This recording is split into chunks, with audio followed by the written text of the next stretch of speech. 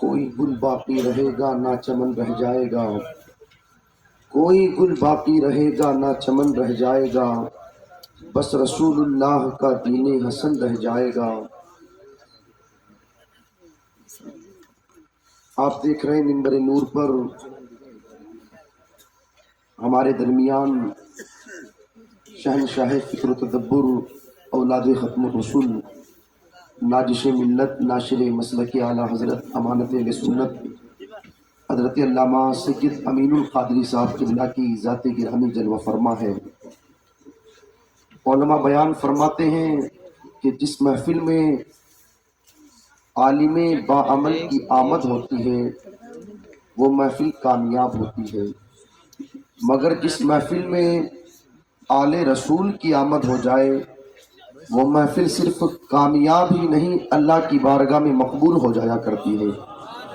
ہم بڑے خوش نصیب ہیں کہ الحمدللہ ہمارے درمیان حضرت علامہ سید امین القادری صاحب قبلہ جلوہ فرما ہے، جن کا تعلق اس گھرانے سے ہے۔ امام اہل سنت نے کہا تیری نسل پاک میں ہے بچہ بچہ نور کا، تیری نسل پاک میں ہے بچہ بچہ نور کا، تو ہے عین نور تیرا سب گھرانہ نور کا۔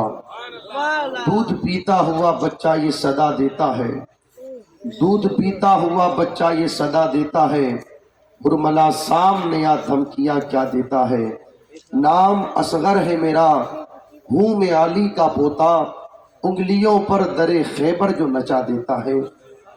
اور حضرت کی ذات میں سمجھتا ہوں پورے ہندوستان والوں کے لیے محتاج تعارف نہیں، قوم کا بچہ بچہ جانتا ہے کہ سید امین القادری صاحب کی ذات کا نام ہے۔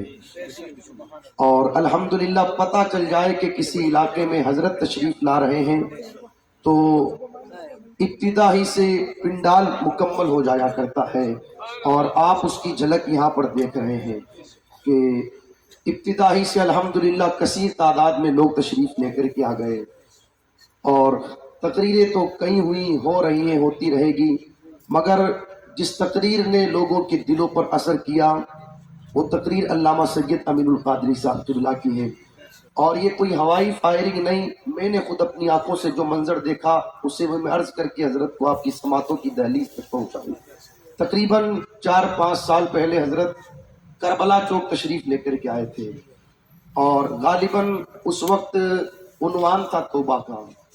رات کے تقریباً 1 بجے جلسہ مکمل ہوا، ملاقات کر کے لوگ اپنے اپنے گھروں کی طرف چلے گئے، ہم بھی تقریباً 2 بجے جب گھر کی طرف جانے لگے تو جامع مسجد سے ایک نوجوان لڑکا باہر نکلا۔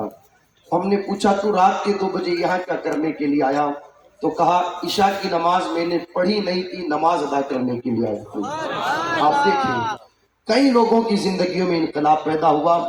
جہاں کہیں بھی جلسے کا اہتمام ہوتا ہے اور لوگ مشورہ کرنے کے لیے بیٹھتے ہیں یا خطاب کرنے کے لیے کسے بلائیں، تو میں سچی بات عرض کروں سب سے پہلا نام جو لوگوں کی زبانوں پر آتا ہے وہ یہی رہتا ہے کہ ہم علامہ سید امین القادری صاحب قبلہ کو بلائیں۔ خیر پھر اس کے بعد آگے کی بات ہوتی ہے، تو وہ ذات اللہ کا شکر ادا کرتے ہیں ہمارے درمیان تشریف لے کر کے آئی، اپنے ہاتھوں کو اٹھائیں اور حضرت کا استقبال کریں۔ نعرہ تکبیر، نعرہ رسالت، مسلک اعلیٰ حضرت علماء اہل سنت خواجہ کا ہندوستان حضرت علامہ سید امین القادری صاحب قبلہ، نعرہ تکبیر، نعرہ رسالت۔ اہل حق کا دلیر آتا ہے، کرنے باطل کو زیر آتا ہے، ڈال کر رخ پہ قادری چادر میرے خواجہ کا شعر آتا ہے۔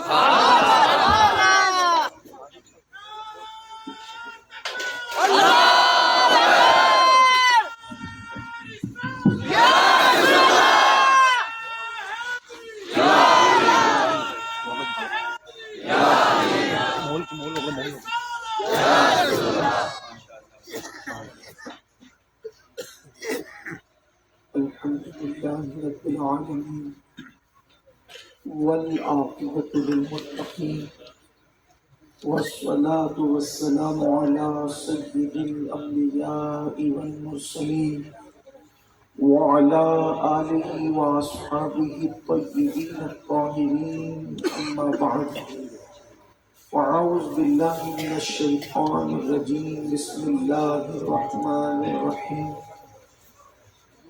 والحافظون لحدود الله وبشر المؤمنين صدق الله العظيم غوث اعظم بمنی بے سر و ساما مدد قبلہ دین مدد کعبہ ایمان مدد انتظار کرم تستمن عینی را اے خدا جو خدا بین و خدا دا مدد بگیرداب بلا افتاد کشتی ضعیفان و شکستہ رات و پشتی بحق کے خواجہ عثمان ہارون مدد کن یا معین الدین چشتی مدد کن یا معین الدین چشتی مدد کن یا معین الدین چشتی منبر پر رونق افروز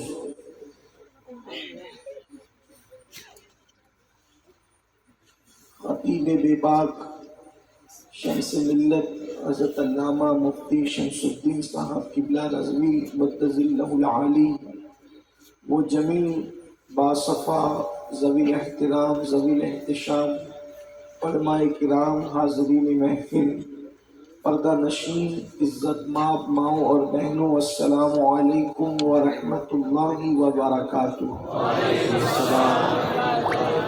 انتہائی احترام و عقیدت کے ساتھ اپنے اور ساری کائنات کی مرکز عقیدت انیس بے کساں چارہ ساز درد منداں، ہم غریبوں کے غم گسار، ہم فقیروں کی سرورت، شہر یار ارم تاجدار حرم نوبہار شفاعت، شب اسرا کی دولہا نوشے بزم جنت، دانائے سبل مولائے کل ختم الرسل، خسرو خوباں سیاح لامکا وجہ کن فکاں، در اللہ المکنون سر اللہ المخزون عالم ما کانا وما یکون، آب و گل انبیاء جان و دل اصفیاء، مطلع ہر سعادت مقطع ہر سیادت، خلاصہ کائنات فخر موجودات، حضور احمد مجتبی محمد مصطفیٰ، ارواحنا فدا صلی اللہ تعالی علیہ وآلہ وصحبہ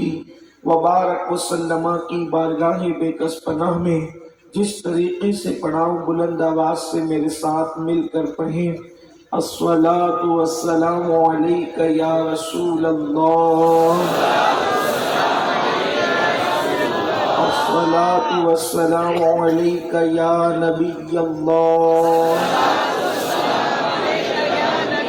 الصلاۃ والسلام علیک یا حبیب اللہ،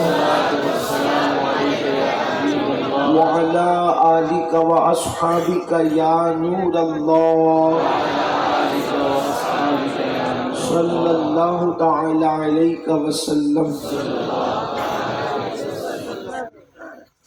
پھر کے گلی گلی تباہ، ٹھوکریں سب کی کھائیں کیوں، پھر کے گلی گلی تباہ، ٹھوکریں سب کی کھائیں کیوں، دل کو جو عقل دے خدا تیری گلی سے جائیں کیوں، رخصت قافلہ کا شور گش سے ہمیں اٹھائے کیوں، سوتے ہیں ان کے سائے میں کوئی ہمیں جگائے کیوں، اور ہے تو رضا نرا ستم جرموں پہ گر لجائیں ہم، ہے تو رضا نرا ستم جرموں پہ گر لجائیں ہم، کوئی بجائے سوز غم ساز طرب بجائے کیوں، اور جان ہے عشق مصطفیٰ روز فضو کرے خدا، جس کو ہو درد کا مزہ ناز دوا اٹھائے کیوں۔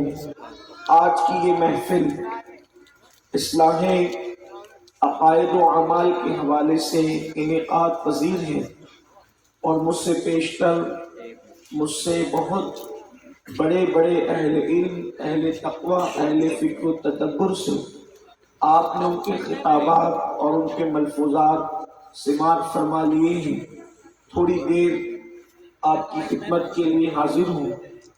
اللہ تبارک و تعالی مومنین سے ارشاد فرما رہا ہے، آگے کا جو مضمون ہے اس میں اللہ تبارک و تعالی نے آغاز بھی مومنین سے فرمایا ہے، ان اللہ اشتری من المؤمنین، وہاں سے یہ آیہ کریمہ اختتام کی طرف آتی ہے اور وبشر المؤمنین پر اس کا اختتام ہوتا ہے۔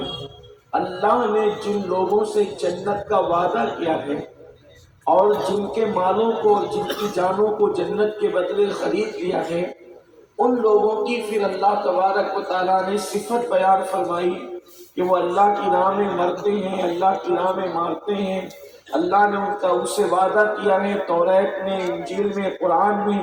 پھر اس کے بعد اللہ رب العزت ان کی صفات بیان کرتے ہوئے کہ وہ توبہ کرنے والے ہیں، وہ عبادت کرنے والے ہیں، وہ روزہ رکھنے والے ہیں، وہ اللہ کی حمد کرنے والے ہیں، وہ رکوع کرنے والے ہیں، وہ سجود کرنے والے ہیں۔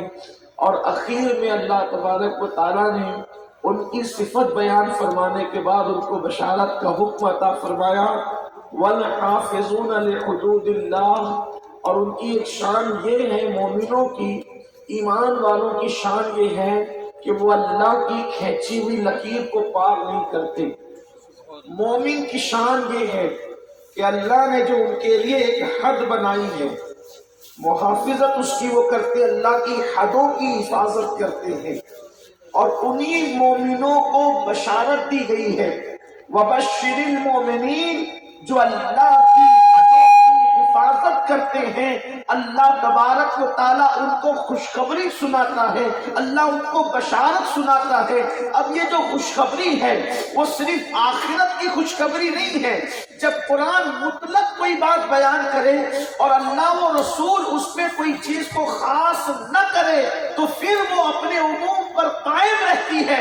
اللہ تبارک و تعالیٰ فرما رہا ہے، وَبَشِّرِ الْمُؤْمِنِينَ، جو اللہ کی حدوں کی حفاظت کرتے ہیں ان کو خوشخبری سنا دی جائے۔ پتا چلا جو اللہ کی حدوں کی حفاظت کرے گا وہ زمین کے اوپر بھی خوش رہے گا، وہ زمین کے اندر بھی خوش رہے گا، اور وہ میدان محشر میں بھی خوش رہے گا، اور وہ اللہ کی جنتوں میں بھی خوش رہے گا۔ پتا چلا اگر مسلمان خوشیاں چاہتے ہیں تو اللہ کی حدوں کی حفاظت کرے، اللہ تبارک و تعالیٰ کی حدوں کی حفاظت کرے۔ میرے آقا صلی اللہ علیہ وآلہ وسلم کے دیوانوں، آج پوری دنیا خوشیوں کو ترس رہی ہے، آج پوری دنیا خوشیوں کو ترس رہی ہے۔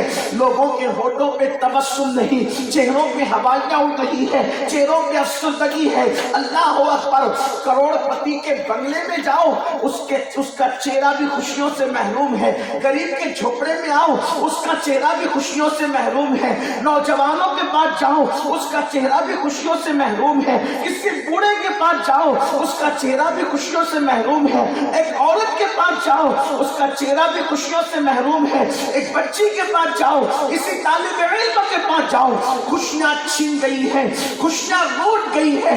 اور جہاں تک اللہ اکبر پوری دنیا کا جائزہ لے، میں سمجھتا ہوں کہ دنیا کے حالات اہل منبر سے زیادہ جو میرے بھائی میرے سامنے بیٹھے ہیں وہ جانتے ہیں، اس لیے کہ وہ نیوز بھی دیکھتے ہیں، الیکٹرانک میڈیا، پرنٹ میڈیا سے ان کا تعلق ہے۔ آپ مجھے بتائیں نا، زمین کا کون سا خطہ ہے جہاں پر خوشیاں کھیل رہی ہو کسی کے آنگن میں، جہاں خوشیوں کے پھول کھل رہے ہوں؟ نہیں۔ اللہ اکبر، اللہ اکبر۔ زمین کوئی بھی ہو، نام نہاد اگر اسلامی حکومتوں کے دعوے دار کہیں پر ہیں تو وہاں آپ دیکھیں وہاں بھی لوگ روٹی کو ترس رہے ہیں، جو مسلمان نہیں ہیں وہ بھی قوم کو روٹیوں کو ترسا رہے ہیں۔ ایسے حالات میں خوشیاں آئے گی کیسے؟ اللہ کا قرآن کہہ رہا ہے، میرے آقا صلی اللہ علیہ وسلم کے دیوانوں، اگر قرآن کو اللہ کی کتاب مانتے ہو اور یقیناً مانتے ہو تو اللہ نے جو کہہ دیا وہ حق ہے، اس کا یقین کر لو۔ اللہ کی حدوں کی حفاظت کرو، اللہ تمہیں خوشیاں عطا کرے گا، اس لیے کہ خوشیاں کسی لیڈر کے بس میں نہیں، خوشیاں کسی مالدار کے بس میں نہیں، خوشیاں کسی تاجدار کے بس میں نہیں۔ میرا اللہ جسے خوشی عطا کرتا ہے بس دنیا میں وہی خوش رہتا ہے، اور باقی کسی کو خوش رہنے کا حق نہیں۔ نہیں ہے۔ میرے پیارے آقا صلی اللہ علیہ وسلم کے دیوانوں، اب یہ اللہ کی حدیں کیا ہے اور اللہ کی حد کو توڑنا کیا ہے؟ اللہ کی حد یہ ہے کہ اللہ نے جس کو حلال کر دیا اس کو حلال جانو اور اتنا ہی استعمال کرو، اور اللہ نے جس کو حرام کر دیا اس کو حرام جان کر اس سے بچنے کی کوشش کرو۔ یہ اللہ کی حد ہے۔ آپ نے ہندوستان کے محاورے میں سنا ہوگا، حالانکہ ملانے کے لیے نہیں کہہ رہا ہوں، صرف سمجھانے کے لیے کہہ رہا ہوں کہ ایک لکشمن ریکھا ہوتی ہے، سمجھانے کے لیے صرف ہندوستان کا محاورہ ہے۔ آپ نے یہ بھی سنا ہوگا اس لکشمن ریکھا کو جب تک کسی نے پار نہیں کیا، میں نام نہیں لوں گا لیکن آپ کو یہ محاورہ پتا ہوگا کہ لکشمن ریکھا کو جب تک کسی نے پار نہیں کیا وہ خاتون محفوظ رہی دشمن کے ہاتھ سے۔ جب اس نے لکشمن ریکھا کو پار کیا تو دشمن اٹھا لے گیا، اور جو مشکلات اس کے لیے تھی اس کی ایک طویل داستان ہے کہ داستان بیان کرنے والا بھی حیران ہے اور داستان سننے والے بھی حیران ہیں۔ اب یہ داستان کہاں تک حقائق پر مبنی ہے یہ تو لوگ جانے، مجھے اس کی کوئی بات نہیں، اس پہ کوئی تبصرہ نہیں کرنا، لیکن اللہ نے بھی ایک جو ہے وہ ریکھا قائم کی ہے، ایک لکیر قائم کی، ریکھا کہتے ہیں لکیر کو، ایک لکیر قائم کی ہے کہ مومنوں کو اسی حد میں رہنا، اس حد سے باہر نہیں نکلنا۔ اگر تم اس حد سے باہر نکلو گے تو تمہارا جو دشمن ہے شیطان، تمہارا جو دشمن ہے نفس، وہ تمہیں اچک لے گا اور پھر وہ تمہیں تباہ کرے گا، وہ تمہیں برباد کرے گا۔ اس حد کے اندر رہو۔ آپ سے میں پوچھنا چاہتا ہوں، ہماری ترقی کا راز اللہ کی قائم کی ہوئی حد کے اندر رہنا ہے، اللہ کی بنائی ہوئی ریکھا کے اندر رہنا ہے، لیکن ہم اس کا کتنا خیال کرتے ہیں؟ اسی حد کو توڑنے کا نام گناہ ہے، اسی ریکھا کو پار کرنے کا نام گناہ ہے۔ اب آج کے میں آپ کو بتاؤں میرے پیارے آقا صلی اللہ علیہ وآلہ وسلم کے دیوانوں، آج پوری دنیا کے اندر دیکھیے گا، میری بات اگر میں وقت رہا تو آخری تک اپنی بات کر سکوں گا تاکہ آپ یہ بات سمجھ سکیں۔ دنیا کے اندر بیماری ہمیں نہ ہو اگر ہم گناہ نہ کریں، بیماری گناہ کی وجہ سے، یہ جو بڑی بڑی بیماریاں ہیں گناہ کی توجہ کرنا، یہ بڑی بڑی بیماریاں ہیں اور گناہ کی وجہ سے۔ اللہ کرے وقت میں برکت رہے تاکہ پورا مضمون مکمل ہو سکے، کیونکہ یہ ایسی بات ہے اگر یہ مضمون مکمل نہ ہوا تو کئی غلط فہمیاں جنم لے سکتی ہیں دل و دماغ کے اندر۔ جتنی بیماریاں ہیں بڑی بڑی گناہوں کی وجہ سے، کثرت اموات گناہوں کی وجہ سے، اسی طریقے سے بیٹے کا باپ کے ساتھ بغاوت کرنا گناہوں کی وجہ سے، باپ کے دل سے بیٹے کی وہ محبت کا نکل جانا جو کربلا میں امام حسین کے دل میں حضرت علی اکبر کے حوالے سے ہم دیکھتے ہیں، یہ گناہوں کی وجہ سے ہے کہ باپ بیٹے کے درمیان وہ محبت نہ رہی، میاں بیوی کے درمیان پیار کا نکل جانا یہ گناہوں کی وجہ سے ہے۔ حتیٰ کہ میرے پیارے آقا صلی اللہ علیہ وآلہ وسلم کے پیارے دیوانوں اور میری قوم کے جوانوں، مکرانہ کے غیور اور باغیرت مسلمانوں، ذرا غور تو کرو۔ اللہ اکبر، جب قرآن مقدس میں آیہ کریمہ نازل ہوتی ہے وَمَا أَصَابَكُم مِّن مُّصِيبَةٍ فَبِمَا كَسَبَتْ أَيْدِيكُمْ، کہ تم پر جو بھی مصیبت آتی ہے وہ تمہارے عمل کی وجہ سے آتی ہے، تو اللہ کے رسول علیہ الصلوۃ والتسلیم اس کی تفسیر خود بیان کرتے ہوئے فرماتے ہیں، یعنی اگر کسی کے جسم میں آنکھ پھڑکتی ہے، آنکھ، آپ کے یہاں راجستھان میں پتہ نہیں آنکھ پھڑکنے پر کیا بات کرتے ہیں، لیکن ہمارے علاقے میں، مہاراشٹر کے علاقے میں، جس علاقے میں میں رہتا ہوں، لوگ کہتے ہیں سیدھی آنکھ پھڑکے گی تو خوشی ملے گی، الٹی آنکھ پھڑکے گی تو صدمے ملیں گے، مصیبت آئے گی۔ لیکن اللہ اکبر، مصطفیٰ کریم رؤوف الرحیم صلی اللہ علیہ وآلہ وسلم فرماتے ہیں، حدیث پاک کا مفہوم ہے، تمہاری جو رگ پھڑکتی ہے وہ تمہارے گناہوں کی وجہ سے، جو تمہارے جسم کے حصے پھڑکتے ہیں وہ تمہارے گناہوں کی وجہ سے، حتیٰ کہ جب تم چلتے چلتے لڑکھڑا جاتے ہو وہ گناہوں کی وجہ سے، تمہیں ٹھوکر لگتی ہے گناہوں کی وجہ سے۔ میرے پیارے آقا علیہ الصلوۃ والتسلیم کے پیارے دیوانوں، جو تم ذہنی دباؤ اور ٹینشن کا شکار ہوتے ہو وہ گناہوں کی وجہ سے، آپ حیران ہوں گے کیا یہ گناہ، ہم تو یہی سوچتے رہے کہ گناہ کریں گے تو قیامت میں عذاب ہوگا اور جہنم کا عذاب ہوگا۔ سن لو، اپنے دل و دماغ کے اندر یہ فکر لے کر بیٹھنے والوں کہ قیامت کے دن ہی تمہارے گناہوں پر عذاب ہوگا، نہیں، بلکہ میرا اللہ فرماتا ہے کہ ہم دنیا میں تمہیں عذاب کی جھلکیاں دیں گے تاکہ مجرموں کو پتا چلے جب جھلکیوں کا یہ عالم ہے تو حقیقت عذاب کا عالم کیا ہوگا۔ اس لیے دنیا ہی سے سزا کی جھلکیاں شروع ہو جاتی۔ اس کا مطلب اگر ہم گناہ نہ کریں تو ہماری آنکھ نہ پھڑکے، آنکھ نہیں پھڑک سکتی، ہم چلتے چلتے لڑکھڑا نہیں سکتے۔ اور داتا صاحب رحمت اللہ علیہ تو یہاں تک فرماتے، داتا علی حجویری رحمت اللہ علیہ، کہ میرے مرشد نے مجھ سے کہا بیٹا اگر انسان گناہ نہ کرے تو اس کے کپڑے بھی کبھی میلے نہیں ہوں گے۔ گناہ کو لوگ سمجھتے کیا ہے، اور پھر سماج کے اندر گناہ گناہ اور گناہ، کتنے گناہوں کا تذکرہ کیا جائے، وقت نہیں، اور نہ میں اس وقت گناہوں کا تذکرہ کرنا چاہتا ہوں۔ میں صرف یہ عرض کرنا چاہتا ہوں کہ گناہ کوئی بھی ہو، کوئی گناہ ہو، کوئی، جہاں گناہ ہے وہاں فنا ہے۔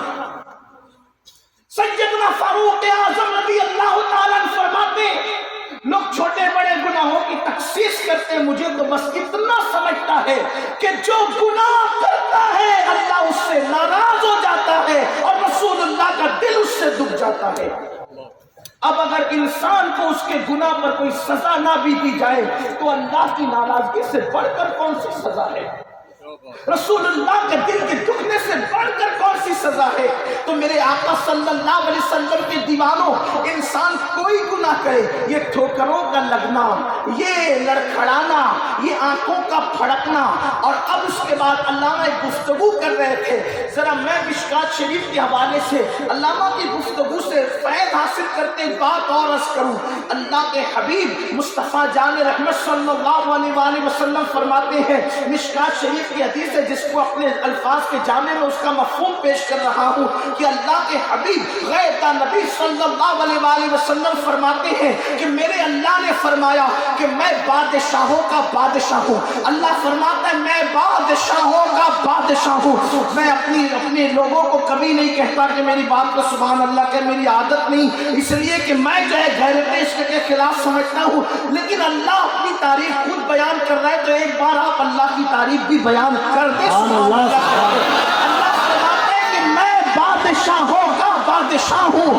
اللہ فرماتا ہے کہ میں بادشاہوں کا بادشاہ ہوں۔ میرا اللہ فرماتا ہے، حدیث پاک رسول اللہ بیان فرما رہے، اللہ فرماتا ہے جب میرے بندے میری نافرمانی کرنے لگتے ہیں، میری حدوں کو توڑنے لگتے ہیں، جب گناہوں پہ دلیر ہو جاتے ہیں تو اللہ فرماتا ہے کہ میں بادشاہوں کے دل میں، حکمرانوں کے دل میں ان کے لیے سختی پیدا کر دیتا ہوں، ان کے لیے سختی پیدا کر دیتا ہوں، اور جب وہ میرے فرما بردار ہوتے ہیں تو حکومتوں کے دل میں، حکمرانوں کے دل میں میں ان کی محبت پیدا کر دیتا ہوں۔ اب آگے بڑھنے سے پہلے میں یہاں ضرور عرض کروں گا، حکومتوں سے لرزنے والوں، صرف میں ملک ہندوستان کی بات نہیں کر رہا ہوں، پوری دنیا کی بات کر رہا ہوں، حکمرانوں سے لرزنے والوں، حکومتوں سے لرزنے والوں، اگر تمہارے لیے کسی نے رویہ سخت کر لیا ہے تو 1450 سال پہلے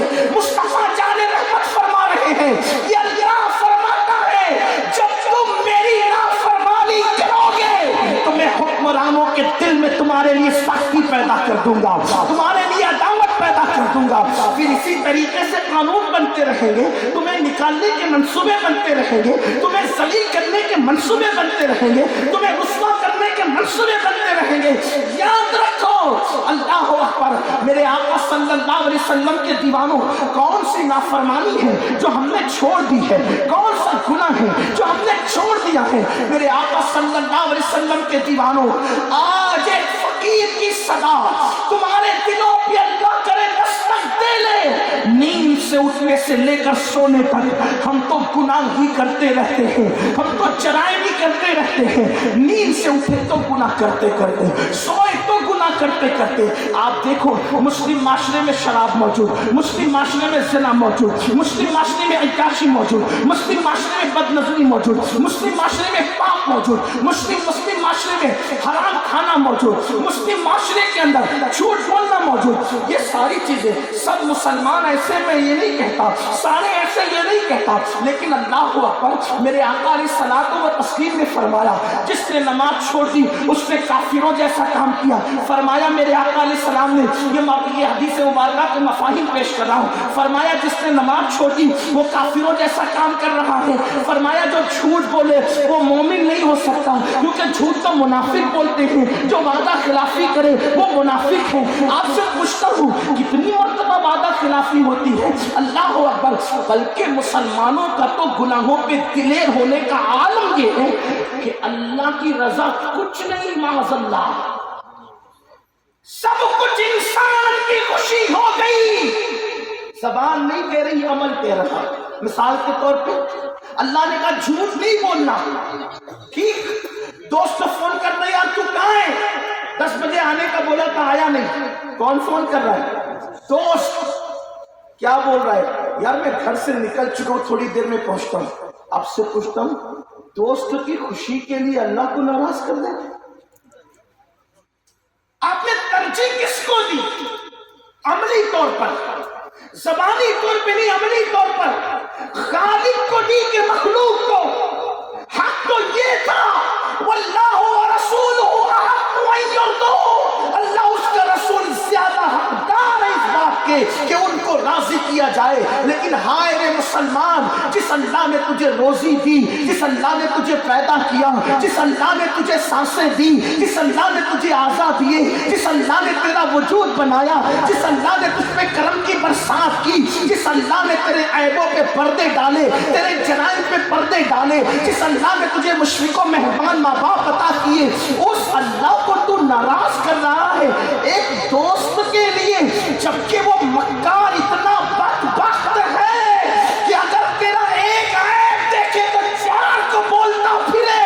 और वो अल्लाह जिसने तेरी सारी जिंदगी के ऐबों पे पर्दे डाले, तू उस अल्लाह को नाराज कर रहा है दोस्त के लिए। वो दोस्त जो तेरे मरने के बाद तेरे जनाजे में भी शरीक होने के लिए रहा है, तू उसके लिए अल्लाह को नाराज कर रहा है। अरे उनकी जिंदगियां याद करो तो मुझे हैरत होती है, जिन्होंने जाने दे दी लेकिन कभी झूठ बोलना गवारा नहीं किया, जिन्होंने जाने दे दी लेकिन कभी हराम खाना गवारा नहीं किया, जो फाका कशी करते रहे लेकिन अल्लाह की नाफरमानी नहीं करते रहे। अल्लाह अकबर। आप जानते हैं हजरत सैयदना खब्बाब कहाँ दोस्त के लिए झूठ बोलने वालों, अल्लाह को नाराज करने वालों और उसको गुनाह भी न समझने वालों, हजरत खब्बाब ने जब इस्लाम कबूल किया तो आपके कबूल इस्लाम के बाद एक औरत के आप गुलाम थे, उसने कहा मोहम्मद अरबी को छोड़ दिया। आपने फरमाया नहीं छोड़ेंगे। तो उसने क्या किया पता है? अभी तुझे छुड़वाती हूँ मोहम्मद अरबी का दामन। उसने एक लोहा आग में डाला, घंटों उसमें गर्म किया, घंटों, और चमड़े से पकड़ा और पकड़ कर का अब भी नहीं छोड़ेगा का नहीं। तो हजरत खब्बाब के सर पर वो गरम गरम लोहे की सलाख रखती। क्या कैफियत हुई होगी उसका तसव्वुर करें, क्या कैफियत हुई होगी उसका तसव्वुर करें। एक तरफ वो तकलीफ है और दामन रिसालत छोड़ने को तैयार नहीं, और दूसरी तरफ छोटे छोटे लोगों के लिए दीन से जुदाई, दीन से दूरी। तो अर्ज ये कर रहा था कि अल्लाह के रसूल अलैहिस्सलातु व तस्लीम फरमाते जब तुम नेकी करते हो तो अल्लाह हुक्मरानों के दिल में तुम्हारी मोहब्बत डाल देता है, तुम्हारे लिए नरमी डाल देता है। और जब तुम गुनाह करते हो तो हुक्मरानों के दिलों में तुम्हारे लिए सख्ती पैदा कर देता है। अब अल्लाह पाक उसका हल खुद ही बता रहा है। यही तो हदीस का कमाल है। हदीस सिर्फ रोना नहीं रुलवाती, हदीस रोने रुलाने की बात हालात पर नहीं करती, हदीस हल पेश करती। ہم بہت روتے ہیں، یہ ہو رہا ہے وہ ہو رہا ہے، حل کیا ہے وہ بتاؤ۔ حدیث میں حل پیش ہے۔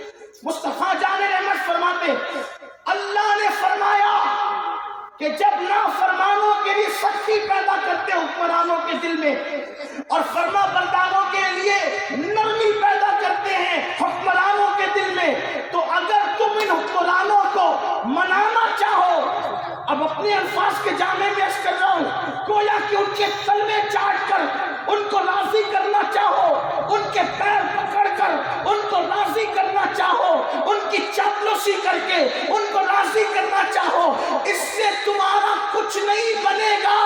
اللہ فرماتا ہے اگر ایسے وقت میں حالات بدلنا ہے تو تمہیں دو کام کرنا ہوگا، گناہوں کو چھوڑو اور میری بارگاہ میں گر گرانا شروع کرو، میں تمہارے حالات بدل دوں گا۔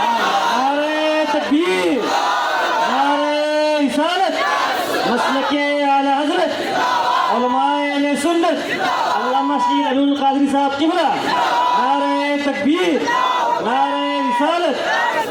گناہ چھوڑے بغیر حالات بدل نہیں سکتے، اللہ کی بارگاہ میں گر گرائے بغیر حالات بدل نہیں سکتے۔ میں کہتا ہوں نادان انسان اپنے جیسے انسان کے پاس گر گرانے کی بجائے اللہ کی بارگاہ میں گر گرا، اس لیے کہ اوروں کے پاس گر گرائے گا تو تیری عزت چلی جائے گی، یار کے پاس گر گرائے گا تو تیری بلندی تجھے نصیب ہوگی، تجھے مقام نصیب ہوگا۔ اور یاد رکھنا نعمتیں بھی چھنتی ہے تو گناہوں کی وجہ سے۔ اگرچہ ہم اہل سنت انبیاء کرام کی طرف گناہ کی نسبت کو حرام تصور کرتے ہیں، مطلقاً خطا کی نسبت کو بھی حرام تصور کرتے ہیں، ہم تو عشق و محبت کا مسلک رکھتے ہیں، اس لیے ہم انبیاء کرام کے حوالے سے احادیث میں جو بات آئی ہے اس کو احتیاطاً لغزش پیغمبرانہ تصور کرتے ہوئے اور تعبیر کرتے ہوئے بتاتے ہیں۔ سن لو میری اور آپ کی اوقات کیا ہے۔ اللہ اکبر۔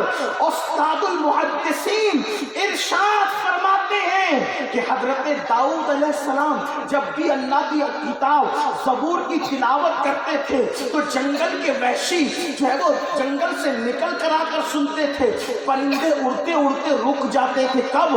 جب جناب داؤد جو ہے تلاوت کرتے تھے زبور کی، اتنی ایسی آواز میں حسن تھا، ایسی خوبصورتی تھی۔ ایک دن حضرت داؤد نے محسوس کیا کہ پہلے جو معاملہ تھا آواز کے حسن کا، صاحب بستان العارفین اس کو لکھ رہے ہیں، میں آپ کے ان کے حوالے سے۔ داؤد علیہ السلام محسوس کرتے ہیں کہ وہ پرندوں کا رک جانا، وہ وحشی درندوں کا جنگل چھوڑ کر میری آواز کو سن کر زبور کے سننے کے لیے آنا، اب وہ نہیں ہو رہا ہے۔ تو اللہ سے اس کی مولا میری آواز میں وہ جو تاثیر تھی، وہ جو اثر تھا، میں وہ اب نہیں دیکھتا، اس کی وجہ کیا ہے؟ تو اللہ نے فرمایا داؤد کیا تم سے ایک لغزش پیغمبرانہ نہ ہوئی؟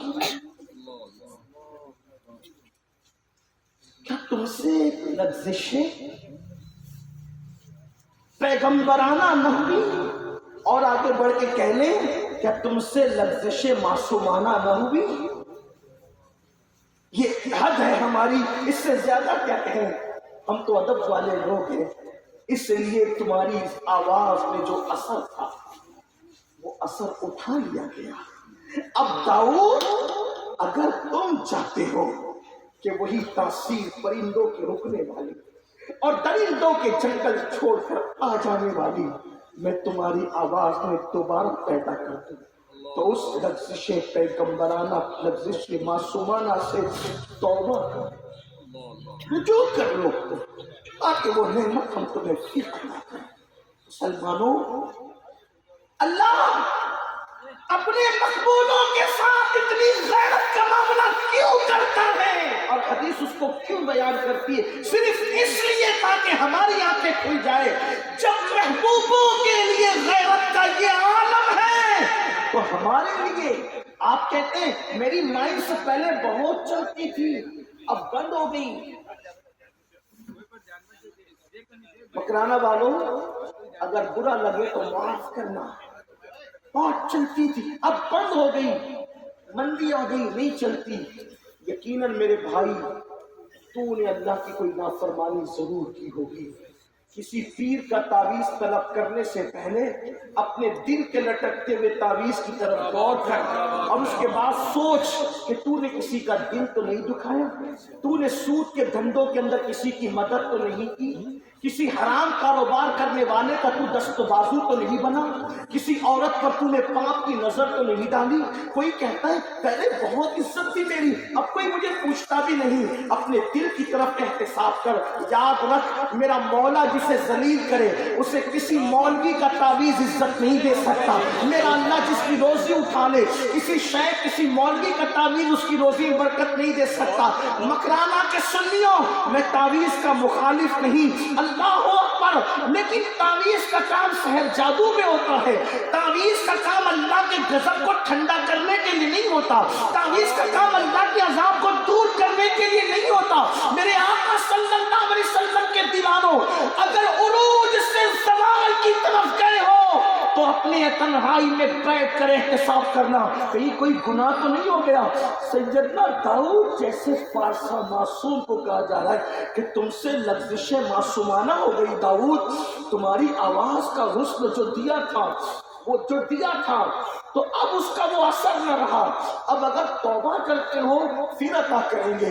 میں یہاں آ کر کے دم ہوں مولا، ہم کون ہیں، ہماری اوقات،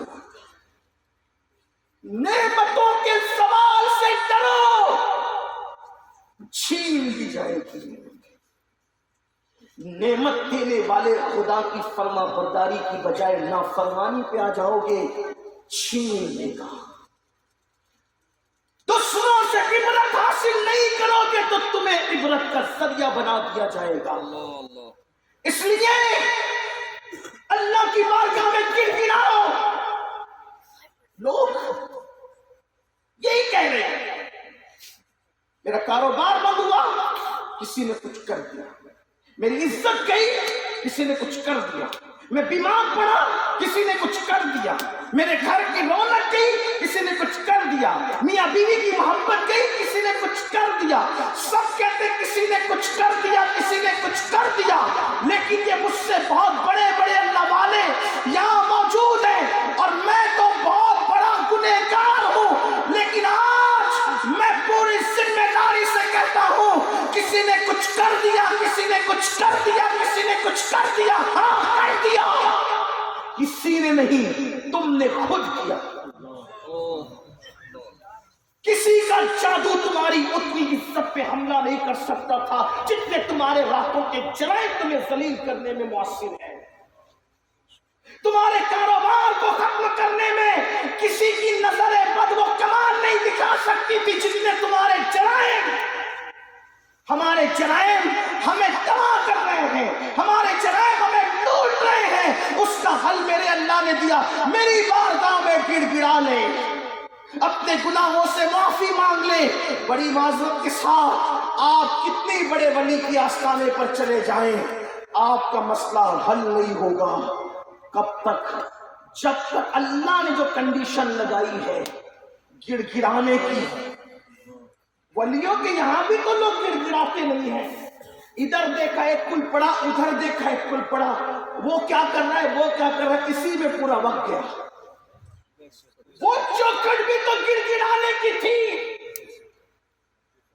وہ چوکھٹ بھی تو، اور ولی کے چوکھٹ پہ گڑ گڑانے کا کیا فائدہ تھا کہ چل کسی ایسی جگہ تیرے دل میں روحانیت نہیں آتی کہ دل سخت ہو گیا گناہ کی وجہ سے تو وہاں آنسو نہیں نکلتے، تو زندگی بھر کسی اللہ کے لیے رونے والے کے قدم میں آ کے بیٹھ تاکہ اس کی نظر تیرے دل پہ ہو تو تیرے چناسو نکل جائے اور تیری بگڑی بن جائے۔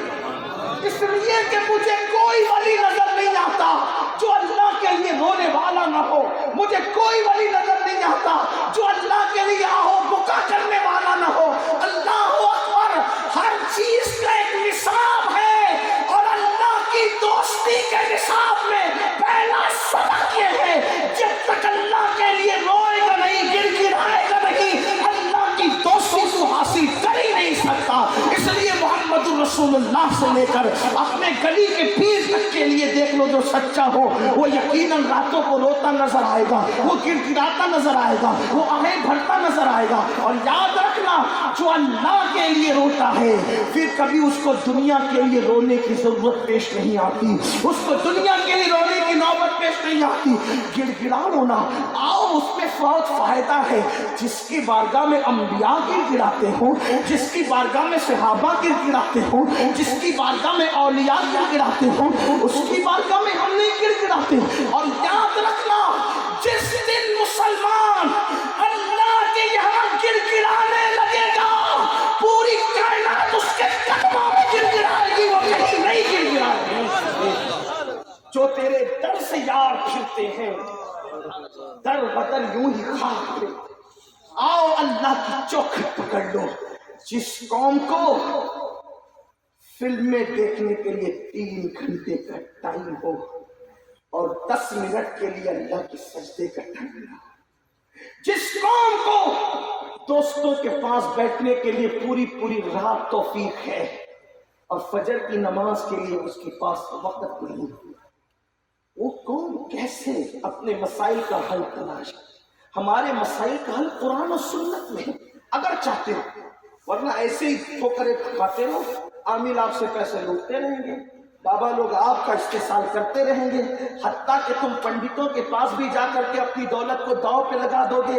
याद रखना, तुम सब ये करोगे लेकिन तुम्हारे मसले का हल नहीं होगा। एक फकीर, मैं कोई वली नहीं, कोई आलिम नहीं, कोई खतीब नहीं, कोई अदीब नहीं, कोई पढ़ा लिखा आदमी नहीं, गौसबाग की चौखट का एक अदना सा फकीर हूँ और दिल से सदा लगा रहा हूँ, अगर वाकई मसले का हल चाहता है अल्लाह के यहाँ गिड़गिड़ा के दे, उससे बढ़कर बात कह दूं, अरे ये तेरे मसाइल क्या है? अगर तू अल्लाह के यहाँ सही माना में गिड़गिड़ा ले तो अल्लाह मुर्दे में भी जान पैदा कर देगा। गिड़गिड़ाने वाला वो दिल चाहिए, गिड़गिड़ाने का वो अंदाज चाहिए, आहो बुका का वो अंदाज चाहिए। मैं कोई नेक आदमी नहीं, फिर कहता हूं मैं कोई नेक आदमी नहीं, आपकी इज्जत से यहाँ बिठाया आपका एहसान है, मेरे अल्लाह का करम है कि आपने बिठा दिया बोलने के लिए, वरना हमें हक ही नहीं है इस्लाम का, हम है ही कुछ नहीं। मगर याद रखिए, हमने देखा तारीख के औराक उलट कर। अच्छा ये भी बात आपको बता दो, ये जो अवाम में गलत नहीं, मौलाना आप तो मौलाना हो, आप सैयद साहब हो, आप दुआ करें, हम गुनहगार हैं, हम क्या दुआ करें? क्या बोली बोल रहे हो? क्या खुदा सिर्फ अहले तकवा का रब है? क्या खुदा सिर्फ जाहिदों का रब है? वल्लाह जब मैं दुआ करता हूं तो फिर इस नाज से करता हूं कि मौला मैं अगरचे जाहिद नहीं, आबिद नहीं, मुत्तकी नहीं, लेकिन मुझे यकीन है जैसे तू जाहिदों का रब है वैसे तू मुझ गुनहगार का भी रब। और लोगों से कहता हूं, दुआ की कबूलियत के लिए नेक होना जरूरी नहीं है, दुआ की कबूलियत के लिए अल्लाह पे यकीन होना जरूरी है। यकीन से रिश्ता जुड़ा हो, यकीन से पुकार। बल्कि एक बात तो सूफिया तो यहां तक कहते हैं, जब नेक पुकारते हैं अल्लाह तो एक बार कहता है लब्बैक या अब्दी, मैं हाजिर हूं मेरे बंदे। और जब कोई पापी गुनहगार हम जैसा पुकारता है तो 3 बार कहता है लब्बैक या अब्दी, लब्बैक या अब्दी, लब्बैक या। सूफिया कहते हैं कि फरिश्ते पूछते मौला नेक ने पुकारा तो 1 बार और पापी ने पुकारा तो 3 बार। जवाब आता है नेक पुकारता है तो कहीं ना कहीं गोशे ख्याल में अपनी नेकियों का तसव्वुर रहता है, और जब पापी पुकारता है तो उसके ख्याल में सिर्फ मेरी रहमतों का तसव्वुर रहता है। अल्लाह को क्यों भूले बैठे हो? कोई हमसे उतना प्यार नहीं करता जितना मेरा अल्लाह करता है। गिड़गिड़ाओ। आइए एक बादशाह के मुतालिक पूरी दास्तान नहीं पढ़ता, जिसको देखना है लालाजार में, लामा अशरफ की किताब में देखें, बल्कि की शहजादी के नाम से वाक़या है, लेकिन मैं एक उसका पैराग्राफ पढ़ना चाहता हूँ। एक था मजदूर, اس مزدور کا نام تھا ابراہیم. محبت ہو گئی بلک کی شہزادی سے. شہزادی کا رشتہ مانگنے گیا تو بادشاہ نے انکار کر دیا کہ غریبوں کو بھی کوئی بادشاہ کی بیٹیاں ملتی ہیں, ٹاٹ میں بھی کوئی پیون لگتا ہے, مکمل میں بھی کوئی ٹاٹ کا پیون لگتا ہے, جاؤ یہاں سے. بہرحال بادشاہ نے امتحان لیا, کیا کہا, کالا ہیرا لاؤ, سرخ موتی لاؤ. حالانکہ وہ غریب گیا پہاڑ کھود کے لاؤ. پہاڑ کھودنے کی بات سنی ہو گیا. میں تو لوگوں سے یہی کہتا ہوں, ابراہیم ایک لڑکی سے محبت کرنے میں اتنا سچا ہوا کہ وہ پہاڑ کھود گیا, اور ہم اللہ رسول سے محبت کرنے میں اتنے کمزور ہوئے کہ ہمیں فجر کی 4 رکعت کے لیے توفیق نہ ہوئی. محبت یہ نہیں ہے, بات نیک اور بد کی الگ ہے, لیکن محبت کے بھی کچھ تقاضے ہوتے ہیں. کبھی کبھی انسان گنہگار ہو کر بھی صرف محبت کی بنیاد پر کبھی نیکوکاروں سے آگے نکل جاتا ہے, ایسی روایتیں. لیکن کوئی محبت تو پیدا کرے, اور یاد رکھیے جہاں محبت ہوتی ہے پھر یار کی نافرمانی نہیں ہوتی. یہ بھی بات ہے. محبت کرنے والا اپنے آپ کو پاپی کہے گا مگر پاپی ہوگا نہیں, یہ خاص ہے. یا آپ سمجھ لیں اہل محبت کی شان یہ. اور وہ کیوں اپنے آپ کو پاپی کہے گا؟ کیونکہ وہ سب کچھ کر کے بھی سوچتا ہے کہ حق تو یہ ہے کہ حق عطا نہ ہوا. جو اپنے آپ کو نیک سمجھے اس سے بڑا پاپی کوئی نہیں. اس لیے اپنے آپ کو پاپی ہی سمجھتے رہو. فرمایا گیا نیکی کر کے گھمنڈ کرنے سے اچھا تھا کہ کسی سے گناہ ہو جائے تو وہ عاجزی کرے. یہ خاص بات. تو اللہ سے تعلق محبت کا ہونا اچھا ہے, اور جہاں محبت کا تعلق ہو پھر وہاں تو اللہ ہی اللہ ہے. ہم کتنا دور ہوئے اللہ کی محبت سے پتہ ہے. حج کو بھی گئے تو اللہ کا قرب نہ مانگا, وہاں بھی بیٹا تھا تو پوتا مانگا, بیٹی تھی تو نواسی مانگی, ایک کارخانہ تھا تو 2 مانگا, 10 لاکھ کے مالک تھے تو 20 لاکھ کے بننے کی دعا. یعنی اللہ کے گھر میں بھی اللہ والے نہ بن سکے. من اپنا پرانا پاپی ہے, برسوں میں نمازی بن نہ سکا. مسجد گئے تو دنیا مانگی, کعبہ گئے تو دنیا مانگی, مدینہ منورہ گئے تو دنیا مانگی. سوچو تو صحیح, سرکار غوث پاک پیدائشی ولی تھے, پہلی مرتبہ نبی کی بارگاہ میں گئے, سوچا مانگو کیا, ایک ہی بات مانگی, اللہ ان کے صدقے تیری محبت کا جام پلا دے. ان کے صدقے کتنی سوچ بدلی ہے ہماری. اللہ کے گھر میں بھی اللہ والے نہیں بن سکے. کون سے حاجی ہو, کون سے حاجی, غریب نواز کے یہاں بھی گیا جس نے پوری دنیا جوتی کی نوک میں رکھا, پوری زندگی دنیا کو جوتی کی نوک میں رکھا, وہاں بھی جا کے دنیا ہی مانگی. میں نہیں کہتا کہ نہ مانگو, مانگو ملتا ہے, لیکن کنیز مانتے ہو نا, کنیز مانتے ہو, آپ کا مانگو. یہ فرق ہے. دنیا کنیز ہے, دنیا کنیز ہے, وہ اٹکا ہے.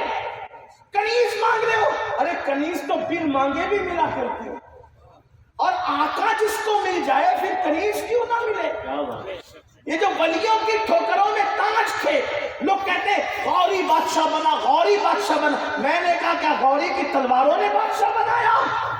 اگر وہ اللہ والا جسے دنیا معین الدین اجمیری کہتی ہے سر پہ اس کا ہاتھ نہ ہوتا تو غوری کو شکستیں کھا کے واپس جا چکا تھا. اسی لیے تم کہتے ہیں ایسے درویشوں سے ملتا ہے ہمارا سجدہ جن کے ادبوں میں کئی تاج پڑے ہیں. نعرہ تکبیر, نعرہ رسالت, نعرہ حیدری, نعرہ حیدری, خواجہ کا ہندوستان, مسلک حضرت. کوئی ہم سے تخت و تاج کی لالچ کی باتیں نہ کریں. لوگ تخت و تاج کے لیے اپنا باپ چھوڑ دیتے ہیں, اپنی ماں چھوڑ دیتے ہیں. لوگ تخت و تاج کے لیے سگے بیٹے کی گردن کٹا دیتے, کاٹ لیتے, باپ کی گردن کاٹ دیتے, کٹوا دیتے, ماں بیٹے کا مرڈر کروا دیتے. یہ پوری تاریخ ہے تخت و تاج کی, لیکن یہ ہماری تاریخ ہے. جس کو یار کا پتہ مل جاتا ہے وہ باپ داداؤں کی حکومت کو چھوڑ کر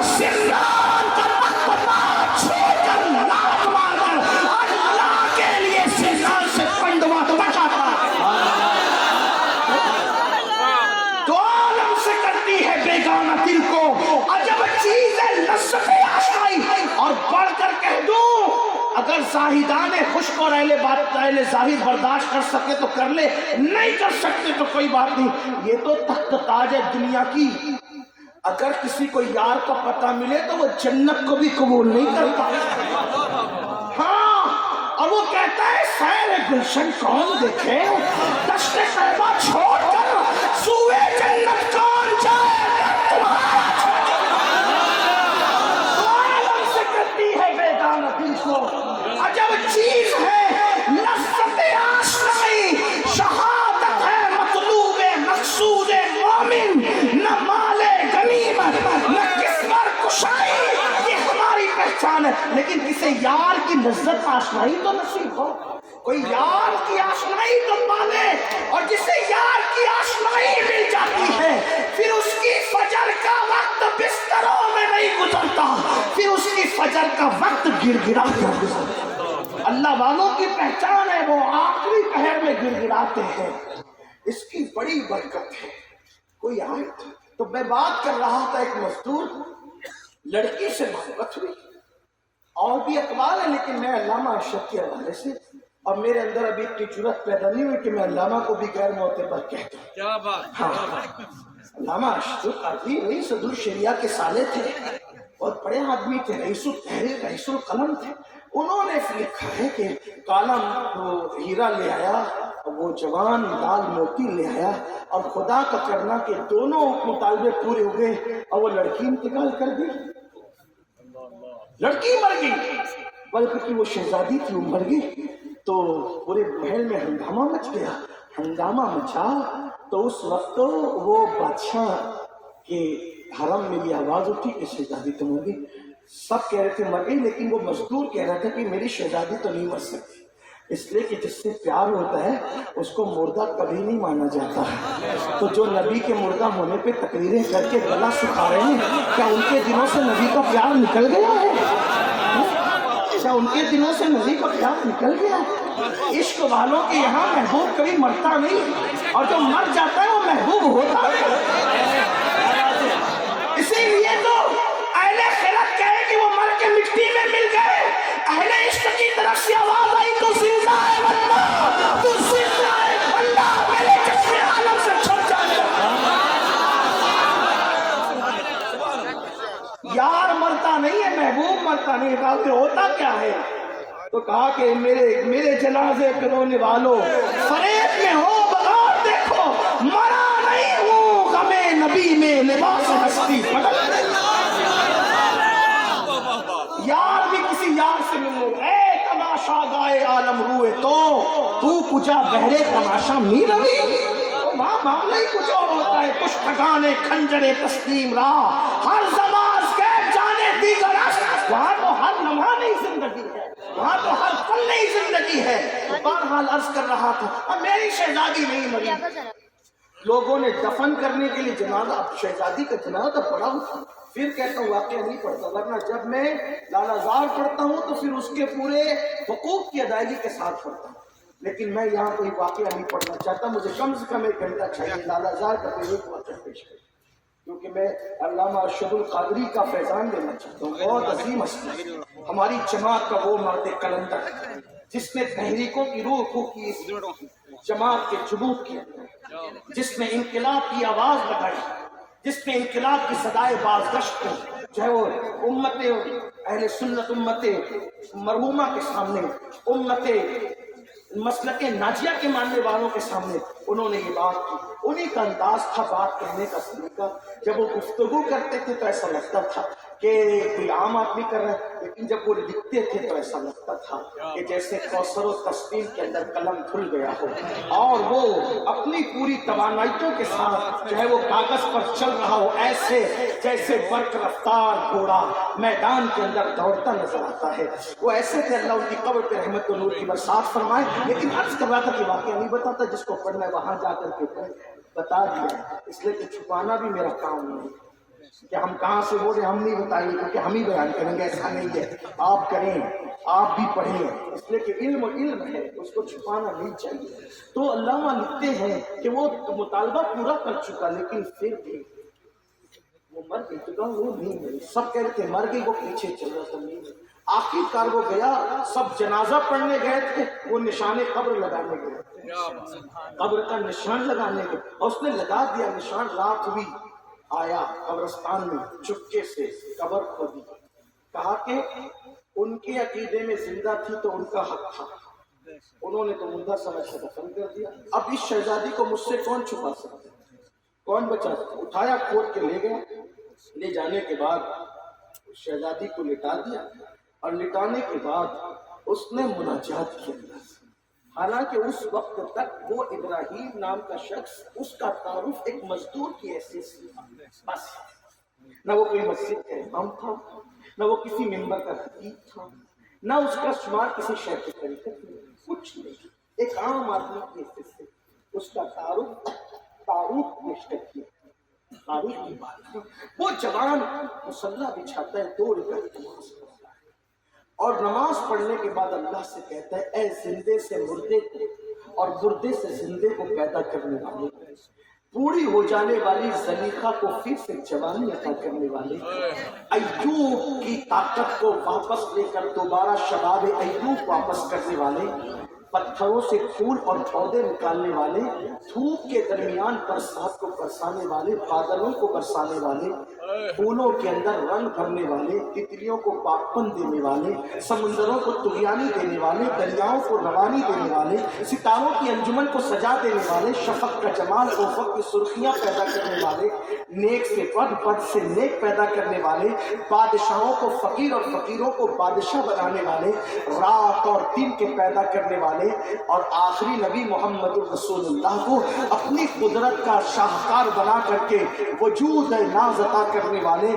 آج تیرا ایک بندہ تجھ سے کچھ نہیں مانگتا ہے، رات کے اس پہر میں میں نے تجھ سے کبھی کچھ نہیں مانگا، آج اس شہزادی کی صرف زندگی مانگتا ہوں، اور تو اس پر قدرت رکھتا ہے، مجھے یقین ہے کہ میری شہزادی کو تو ضرور زندگی عطا کرے گا۔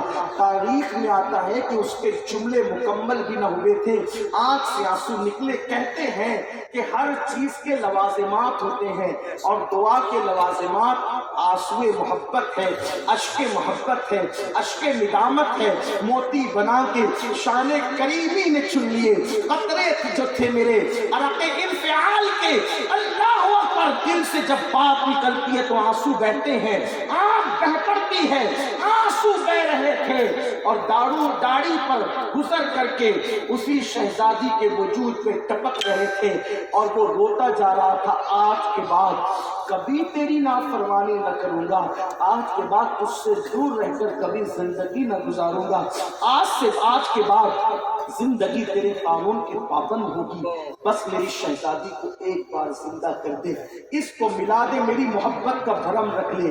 اے اپنے محبوب سے محبت کرنے والے، تجھے تیرے محبوب کی محبت کی قسم کہ میری محبت کا بھرم رکھ کر اس شہزادی کو پھر سے زندگی عطا کر دے، تیرے لیے کوئی مشکل نہیں، بس یہ جملے پورے ہونے تھے کہ شہزادی نے اپنے پیروں کو اور ہاتھوں کو سمیٹنا شروع کیا۔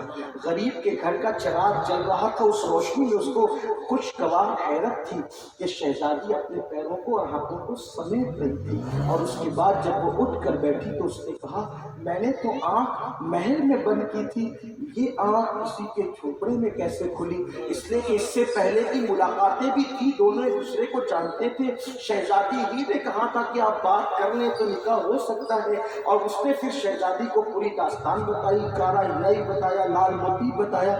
شہزادی نے کہا جس کی محبت نے مجھے از سر نو زندہ کر دیا، ماں باپ کی فکر نے تو مجھے درگور کر دیا تھا، کسی کے عشق نے مجھے گور سے نکال کر پھر حیات نو عطا کی، تو اب مجھے محل سے کیا لینا؟ اس لیے کہ یاد رکھنا، توجہ کرنا، بہت غور سے سننا، اور اس کو ضائع نہیں کرنا۔ جب عشق ہو جاتا ہے تو نارمل لوگوں کے محل میں رہنے سے زیادہ عشق والوں کو یار کے ساتھ ٹوٹی سی کٹیا میں سکون آتا ہے، اس لیے کہ نرم گدے وہ نہیں دیتے جو یار کی پیار کی باتیں گداز عطا کرتی ہے۔ ہاں کبھی کسی پھول سے وہ دل خوش نہیں ہوتا جو یار کے تبسم سے نصیب ہوتا ہے۔ بہرحال کہیں میں اپنے عنوان سے ہٹ نہ جاؤں، کسی اور طرف گفتگو نہ چلی جائے۔ شہزادی کا جب زندہ ہو گئی تو آج کل کا دور نہیں تھا کہ اٹھو چلو اور کندھے پہ ہاتھ رکھو اور جو جی چاہے کر لو شادی سے پہلے۔ اس وقت غیرت کا دور تھا، اس وقت اسلامی حمیت کا دور تھا، دین سے اتنی دوری بھی نہ تھی۔ تو ایک دوست کا مسجد کا امام بلایا، 2 گواہ بلایا، نکاح پڑھایا، ان سے وعدہ لیا کسی سے بتانا نہیں۔ شہزادی بادشاہ کے محل کو چھوڑ کر اسی مزدور کے جھونپڑے میں رہنے لگی۔ خدا کا کرنا یہ کہ اللہ نے خوبصورت بیٹا دیا، وہ شہزادی کا ہم شکل تھا، کچھ بڑا ہوا تو بادشاہ نے کہا کہ اس کو مدرسے میں بھیجنا پڑے گا۔ اسی رات ملکہ نے خواب دیکھا کہ شہزادی خواب کہے امی مجھے بھول گئی۔ اس نے رونا پیٹنا شروع کیا۔ لوگوں نے مشورہ دیا کام کرو شہزادی کے ایصال ثواب کے لیے قرآن وغیرہ کی تلاوت کا کوئی اہتمام کر دیا جائے۔ خیر سے بھی 1857 کی سنہ نہیں آئی تھی جس میں قرآن خوانی پر بھی فتویٰ لگتا۔ وہ دور اس دور ایسا نہیں تھا، قرآن خوانی کی بات کی گئی، قرآن پڑھایا جائے، شہزادی کے لیے ایصال ثواب کا اہتمام کرایا جائے۔ ایسا ہی ہوا۔ ملکہ نے کہا میں بہت جو ہے وہ تکلیف میں رہتی ہوں، غموں میں رہتی ہوں، بوجھل دل سے رہتی ہوں، شہزادی کے لیے مدرسہ کھلے گا ایصال ثواب کے لیے تو میں پڑھاؤں گی۔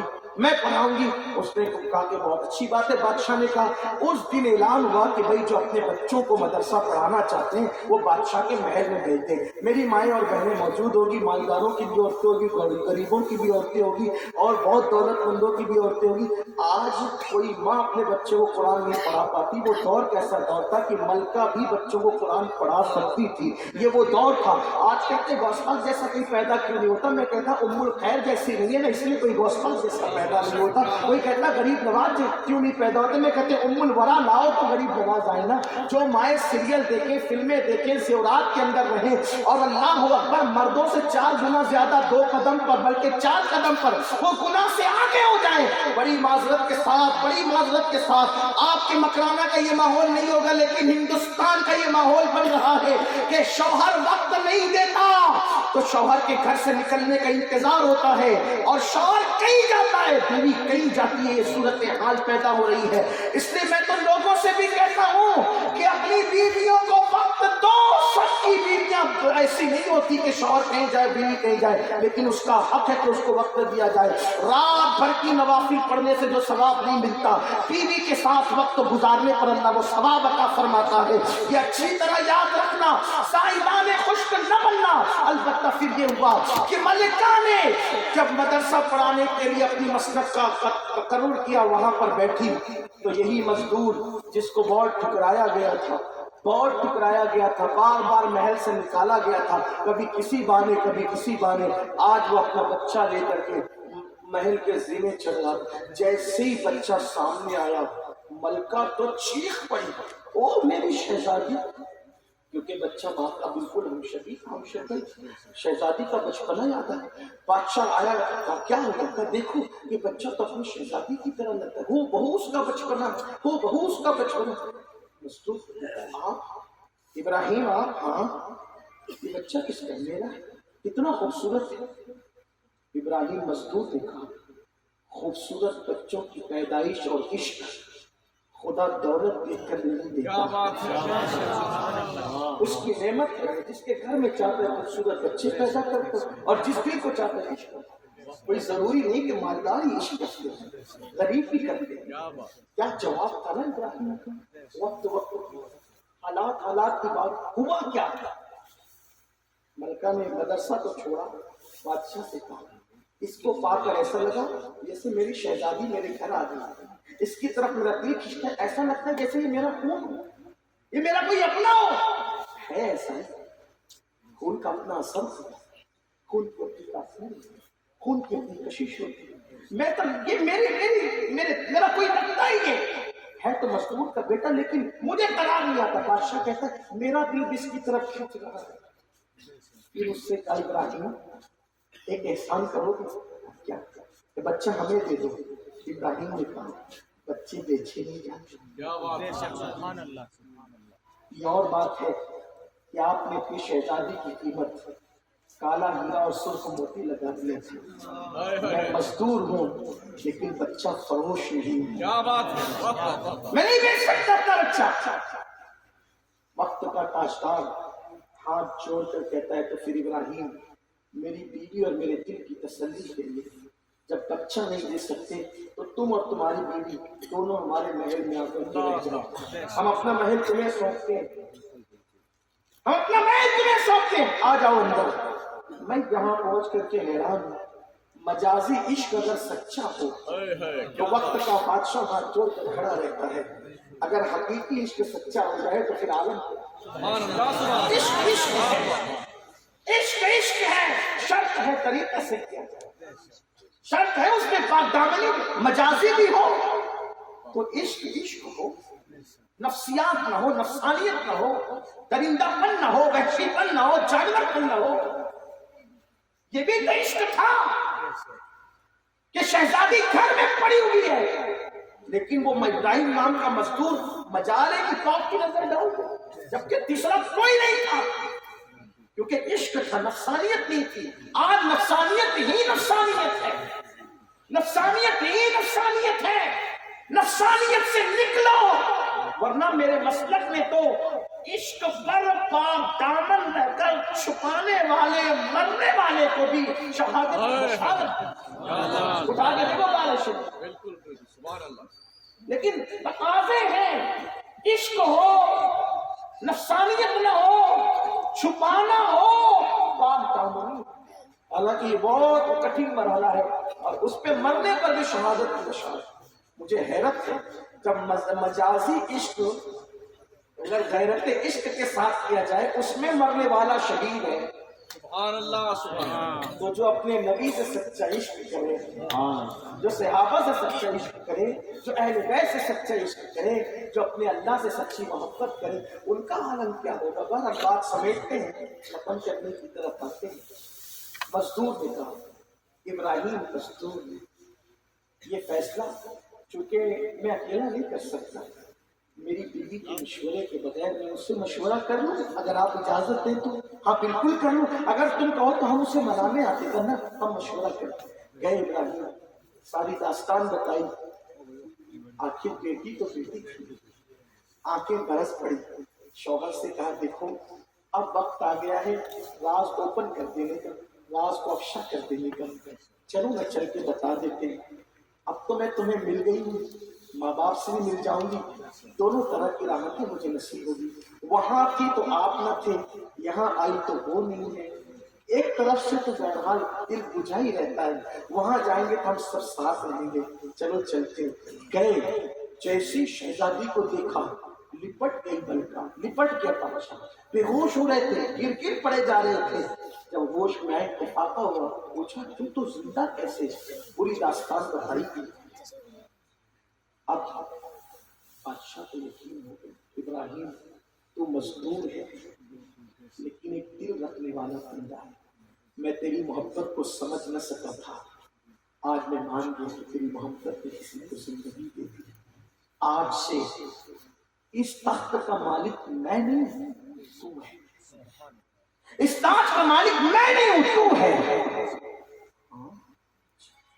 آج تیری تاج پوشی ہوگی، تیری تخت نشینی ہوگی، میں نہیں ہوں۔ بٹھایا ابراہیم تخت تاج، پھر ابراہیم بادشاہ ہو گیا۔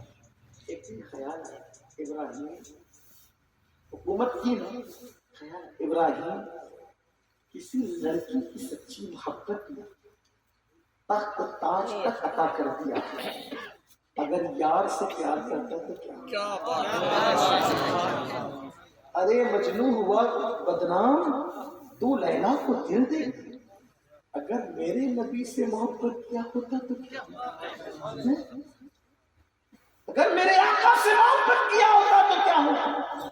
ابراہیم کو ایک دن خیال آیا جب عشق مجازی تخت و تاج دلا سکتا ہے تو عشق حقیقی کیا نہیں دلا سکتا۔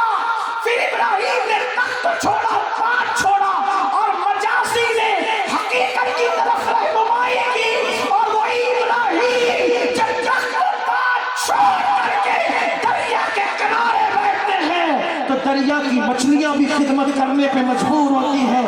اسی ابراہیم کو دنیا حضرت سیدنا ابراہیم کے ادہم کے نام سے، تو بات یہ کرو، دو عالم سے کرتی ہے بیگانہ دل کو، عجب چیز ہے لذت عاشق، مجازی عشق کے یہ معاملات، حقیقی عشق کے معاملات کیا ہوگی؟ تو بس بات ختم کرتے ہوئے اپنے مسائل کا حل چاہتے ہیں، ایک ہی بات میں ہر جگہ اس پہ زور دوں، اللہ کے یہاں گڑ گڑاؤ، جیسا کہ مشکات شریف میں توبہ کرو، گڑ گڑاؤ، توبہ کرو، خوب گڑ گڑاؤ، جتنا گڑ گڑا سکتے ہو گڑ گڑاؤ، اس کو منانا، اور اس کو منانا بہت، میں نے شروع میں کہا تھا کہ بیماری گناہوں کی وجہ سے، اس کی تندرستی گناہوں کی وجہ سے، وہ گناہوں کی، اب آپ سوچیں گے یار سب تو گنہگار نہیں ہے، بات سمیٹ تاکہ یہی بات کہنے کے لیے دعا کی تھی کہ اللہ وقت میں گنجائش رکھے تاکہ میں اپنی بات پوری کر سکوں، بس اسی میں بات مکمل ہوتی ہے، سب تو گنہگار نہیں ہے، سب گنہگار نہیں ہے، پھر کورونا میں تو نیک لوگ بھی مرے، اللہ والے بھی مرے، وہ بھی گنہگار تھے، نہ وہ گنہگار نہیں، بیمار جو پڑتے ہیں، ہر شوگر کا مریض تھوڑی نہ پاتی ہے، کچھ اللہ والے بھی شوگر کے مریض میں گرفتار ہیں، کچھ بلڈ پریشر کے اندر اللہ والے بھی گرفتار ہیں، دو چیزیں ہیں، توجہ کرنا اس پر، جو گنہگار نہیں ہے ان کے لیے دو چیزیں، نمبر ایک، جو گنہگار نہیں ہے اللہ ان کو بطور امتحان اور آزمائش سے بیماریاں دیتا ہے، ایک، اور ان کی تعداد بہت تھوڑی ہے، اور نمبر دو، جس میں مڈل کلاس کے نیک لوگ سمجھ لیں، وہ اپر کلاس کے نیک لوگ ہیں، مڈل کلاس کے سمجھا دیتے ہیں، وہ کیوں بلاؤں میں گرفتار ہے؟ تو وہ اس لیے بلاؤں میں گرفتار ہے کہ وہ گناہ نہیں کرتے، لیکن جب ان کے سامنے گناہ ہوتا ہے وہ منع نہیں کرتے، یہ بہت اہم بات، ایک نبی پر اللہ نے وحی فرمائی کہ اللہ پاک فرماتا ہے کہ میں اس بستی کو تباہ کر دوں گا، بس کی مولا کیا اس میں نیکوکار بچیں گے؟ کیونکہ اس میں تو نیکوکار بھی، پوری بستی تباہ کیسے ہوگی؟ ارشاد ہوا نہیں، وہ بھی مریں گے، اب کیوں؟ اس لیے کہ وہ خود نیکی کرتے گناہ سے بچتے ہیں، مگر دوسرے جو گناہ کرتے وہ ان کو روکنے کی فکر نہیں کرتے، بلکہ قرآن مقدس میں ایک واقعہ موجود ہے جس کو اختصار سے عرض کرنا چاہتا ہوں،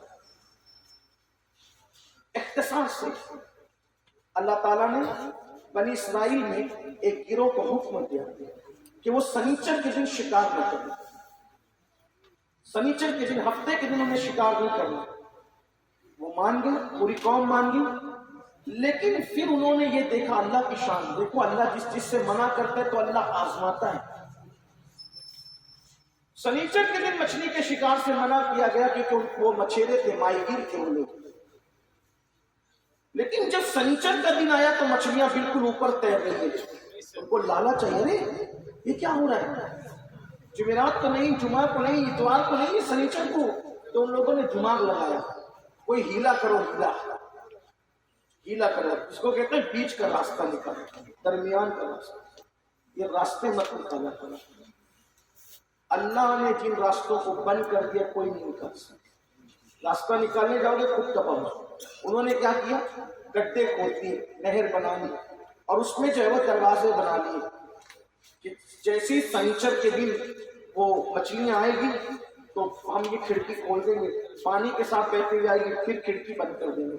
شکاری کو تھا، چاہے جال سے کرو، چاہے کپڑے سے کرو، چاہے گڑے سے کرو۔ اب بنی اسرائیل میں 3 گروپ ہو گئے، کتنے گروپ؟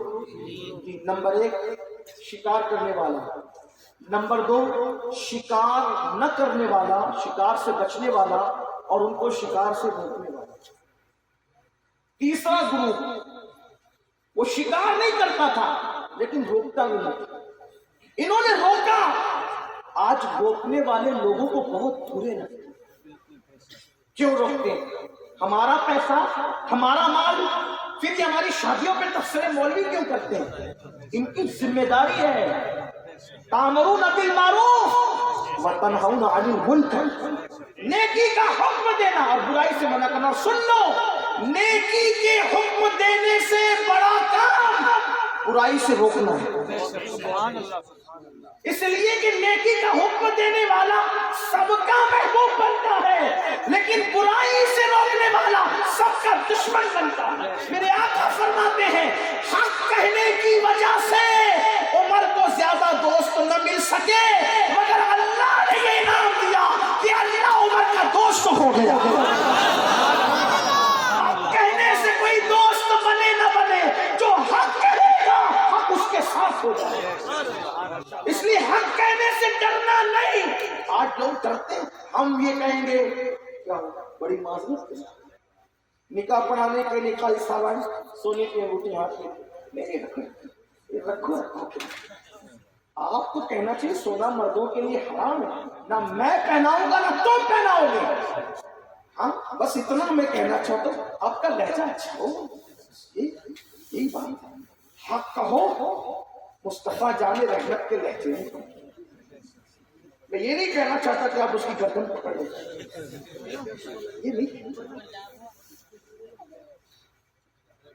حضرت فاروق اعظم رضی اللہ عنہ، لیکن یہ بھی بات ہے کہ جہاں حق ہوتا ہے پھر وہاں لہجے کا معاملہ بھی عشق کی بنیاد پہ سخت ہے۔ لوگ امام حمزہ کے بارے میں کہتے ہیں مولانا بڑے متشدد۔ میں کہتا ہوں کہ اگر کوئی عشق کرے تو اسے پتہ چلے کہ جب یار کی نافرمانی ہوتی ہے تو دل کتنا ٹوٹتا ہے، اور ٹوٹے ہوئے دل سے جب صدا نکلتی ہے تو پھر اونچی ہوتی ہے۔ بات ہوں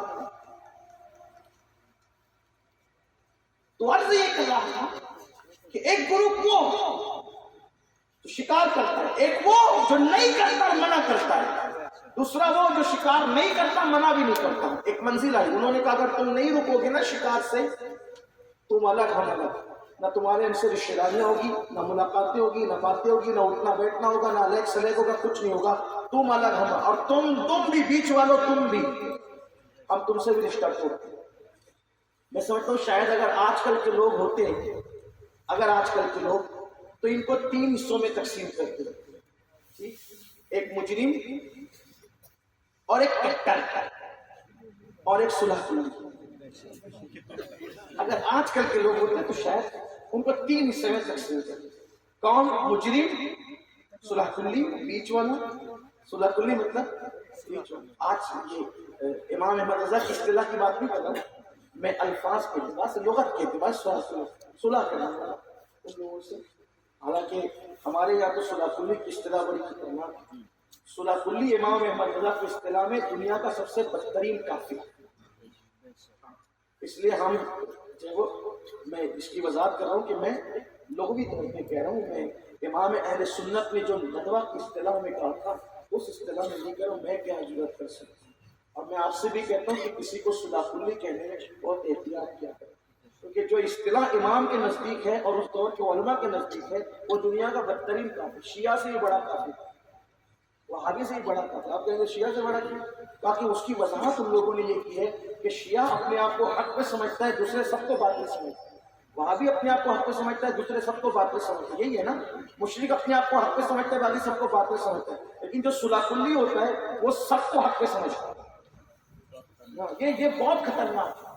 ہاں تو اس لیے اس اصطلاح میں اگر آپ کسی مسلمان کو صلح طلب کہیں گے اس اصطلاح میں، تو مفتی صاحب بیٹھے ہوئے اور مفتیان کرام، تو اگر وہ صلح طلب نہ ہوا تو آپ بھی دین سے باہر ہو جائیں، اس لیے بہت احتیاط کی ضرورت ہے اس اصطلاح کی بات کریں۔ بہرحال میں لغوی طور پہ کہہ رہا ہوں کہ 3 گروپ ہو سکتے تھے، ایک مجرم، ایک صلح طلب، ایک ایکٹر۔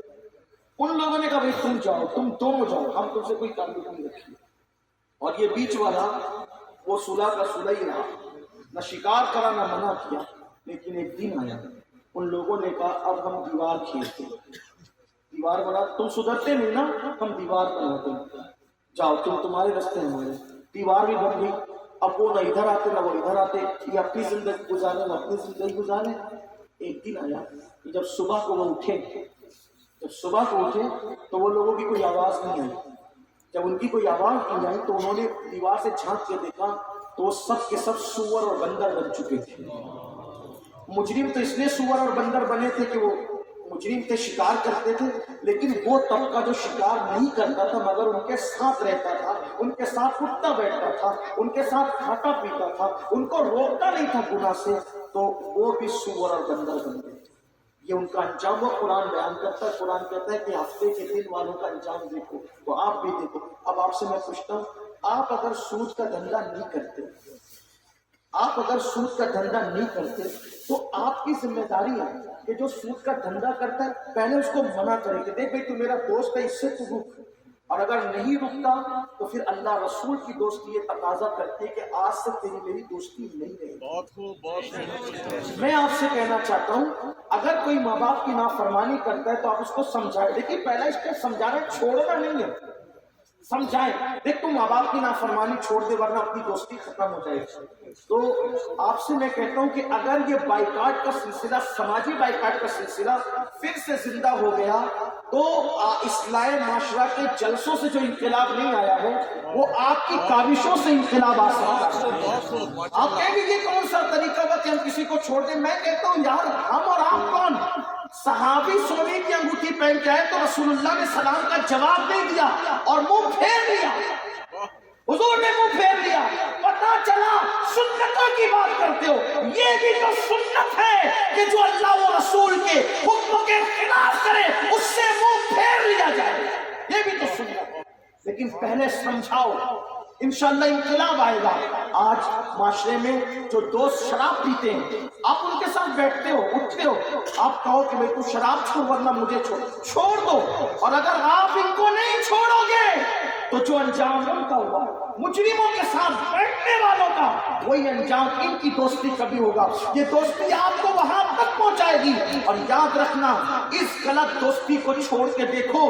اگر آپ نے، کچھ لوگ کہتے ہیں مولانا ہم نماز بھی پڑھتے ہیں، ہم روزہ بھی رکھتے ہیں، ماشاءاللہ ہمارے گھر میں تلاوت بھی ہوتی، بھی پریشانی ہے، کہیں کوئی تیرا دوست پاپی ایسا تو نہیں جو اللہ کو ناراض کر رہا ہے اور تو اس کو سمجھا نہیں رہا؟ کیونکہ دوستی کی علامت اور اس کا حق یہ ہے کہ کسی کو گناہ کرتے دیکھو تو اس کو پہلے ٹوکو، سمجھاؤ، اس پہ محنت کرو۔ اچھا یہ بھی نہیں کہتا کہ ایک بار کہہ دو یار چھوڑ دے اور پھر اس کو چھوڑ کے چلے جاؤ، نہ، اس پہ محنت کرو، کوشش کرو، علماء کے پاس لا کے بٹھاؤ، آپ سے کام نہیں بنتا مشائخ کے پاس لا کے بٹھاؤ، علماء کے پاس لا کے بٹھاؤ۔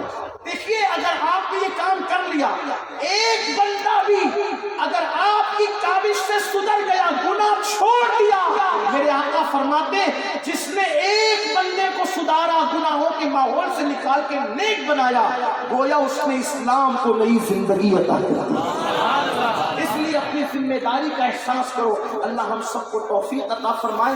یہ محافلیں اسی لیے ہے تاکہ ہم احتساب کریں، ہم انقلاب پیدا کریں۔ امید ہے آج کے بعد جب کل صبح ہوگی تو ہم اپنے ان دوستوں کو جو غلطی پر ہے ان کو دوستی کے ماحول میں سمجھانے کی کوشش کریں گے، ان کو ان کی اصلاح کی کوشش کریں گے۔ یقین جانیے میں نے دیکھا ہے کہ علماء کی بات لوگ اتنی نہیں مانتے آج کے ماحول میں جتنا دوستوں کی بات مان لیتے ہیں۔ اس لیے اگر آپ ایسا کرتے ہیں بڑا کام ہوگا۔